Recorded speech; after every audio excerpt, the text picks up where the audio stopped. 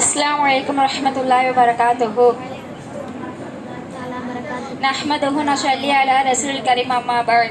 फ़क़द क़ाल अल्लाहु तआला व फ़िल क़ुरआनिल अज़ीम व फ़िल फ़ुरक़ानिल मजीद।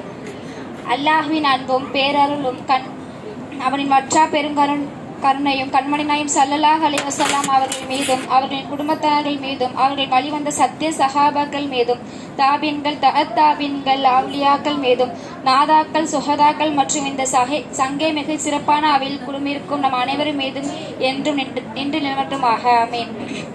எனக்கு கொடுத்த தலைப்பெயரான அழைப்பு பணியின் அவசியம். அல்லாஹ் நமக்கு ஈமான் என்ற மாபெரும் ஞாபகத்தை வழங்கியிருக்கின்றான். அந்த ஈமான் நம்மோடு மட்டும் நிற்க வேண்டதல்ல, மற்ற உள்ளங்களையும் அது ஒளி சேர வேண்டும். ஒரு பொறுப்பாக நம்மளுக்கு அழைப்பு பணி இருக்கிறது. சிலருக்காக சிறப்பு அது அல்ல, அது ஒவ்வொரு ஈமான் கொண்டவருக்கும் உள்ள ஒரு அமானத், ஒரு கடமையாகும். ஆனால் இந்த பணியை செய்ய நினைக்கும் போது பலருடைய உள்ளங்களில் பயம் வருகிறது. நாம் பேசலாமா, நமக்கு அறிவு போதுமா என்ற இந்த பயாரின் மூலம் அழைப்பு பணி ஏன் அவசியம், அதில் வரும் பயத்தை எப்படி அல்லாஹ்வின் நம்பிக்கையால் கடக்கலாம் என்பதை சுருக்கமான நிலையூட்ட வருகின்றேன். அழைப்பு பணி எப்படி செய்வது என்பதுனா, தன் அறிந்த மார்க்க செய்தியை பிறருக்கு எடுத்து கூறுவதே அழைப்பு பணியாகும். இதற்காக முழுமையாக இஸ்லாத்தை அறிந்திருக்க வேண்டும் என்ற அவசியம் இல்லை. நாம் கூறும் விஷயத்தில் நமக்கு தெரிந்திருந்தால் அதை பிறருக்கு கூறுவதும் அழைப்பு பணிதான். இதை உணராத பலர் அழைப்பு பணி ஆலிம்கள் கடமை என்று நினைக்கின்றார்கள்.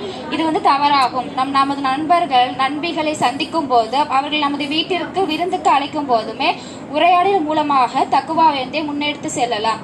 பேச்சோடு பேச்சாக சந்தர்ப்பம் கிடைக்கும் போதெல்லாம் நல்ல கருத்துக்களை முன்வைக்கலாம். இப்படி அவர்களிடம் காணப்படும் தவறுகளை முற்றியும் வேண்டும்.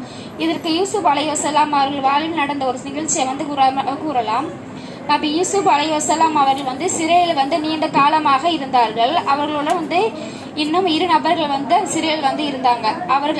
அவர்கள் இருவரும் தாம் கண்ட கனவை விளக்கத்தை கூறுவதற்காக முன்னர் பல தெய்வங்களை வழிபடுவதும் சிறந்ததா அல்லது அனைத்தையும் அடக்கி ஆள்பவன் அல்லாஹ் சிறந்தவனா என்று கேட்டார்கள். இதன் மூலம் அவர்கள் சிந்தனையில்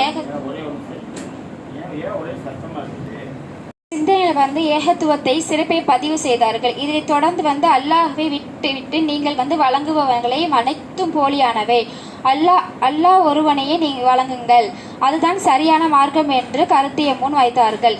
இங்கே சிறைகளில் தன்னோடு இருப்பவர்களிடம் யூசுப் அலைஹிஸ்ஸலாம் அவர்கள் பேச்சோடு பேச்சாக தக்குவா முன்வைத்திருப்பதை காணலாம். இத்தகைய வாய்ப்புகள் அன்றாடம் அனைவருக்கும் ஏற்படலாம்.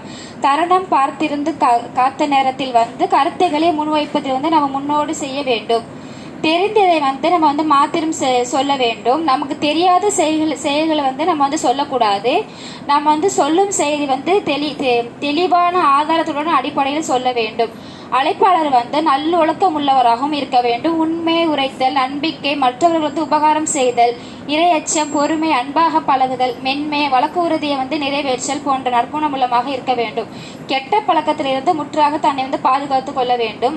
அழைப்பு பணியின் போது மற்றவர்களோடு ஹிக்மத்துக்காக நடந்து கொள்ள வேண்டும். நாம் அழைப்பவர்களின் நிலைகளை தெரிந்து அதற்கேற்ப அவர்களை அழைக்க வேண்டும். அவர்கள் அறிவில் தரத்தை தெரிந்து அவர்களுடன் பேச வேண்டும் என்று அல்லாஹ் கூறுகின்றான். தக்வா பணியை நம்ம மேற்கொள்ளும் போது வரும் சிரமங்களை நம்ம ஏற்றுக்கொள்ளவனாக இருக்கணும். மனிதர்கள் அனைவருமே சமந்தான்.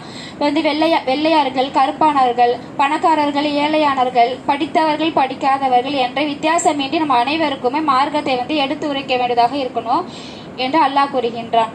நஹ்மது வ ஆஹிரு தாவானா அல்ஹம்துலில்லாஹி ரப்பில் ஆலமீன். அஸ்ஸலாமு அலைக்கும் வரஹ்மத்துல்லாஹி.